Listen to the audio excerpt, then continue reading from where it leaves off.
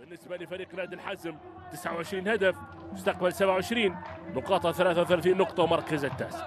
هلال من الفريق الأول، كرة محاول هلالية.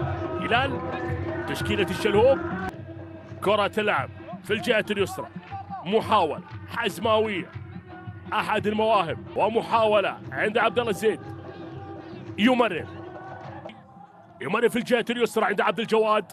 اللقطة القادمة حزماوية قد تكون خطيرة، عرضية، كرة هلالية. علي خير الله قطعت، الهلال عاد في دكة البدلاء.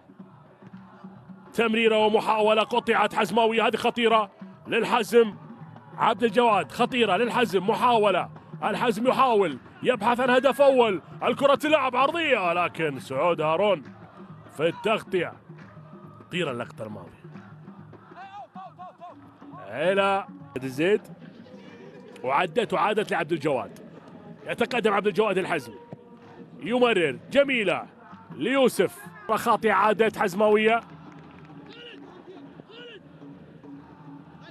عبد الجواد تمريرة محاولة، عبد الجواد العرضية تأتي والرأسية مرت الحزم، راضي حتى بالخسارة بهدف وكأن ينتظر الإياب من البداية. النوايا واضحة بالنسبة لمحمد الشلهوب مدرب فريق.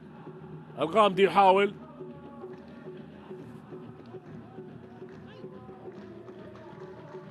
انطلاقا للنخلي. عبد الجواد يحاول المرور، التدخل والخطأ وبطاقة صفراء لفلات. بطاقة صفراء لفلات فهد.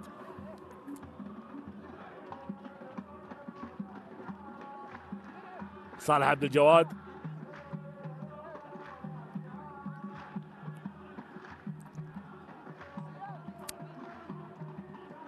شلهوب قد يفكر في مباراة الإياب لكن حذاري. الغميل المهاجم، هذه عادة لبعض اللقطات والمحاولات وردت. كرة تلعب، عبد الجواد يحاول تمريرة، عادت حزماوية، لمسة خطيرة الحزم الآن. مهاجم اللاعب اللي يمتلك بنية جسدية رائعة جدا كمهاجم، لاعب طويل، لاعب مميز. حوساوي للحزم، بحث عن هدف ثالث، حزماوي لكن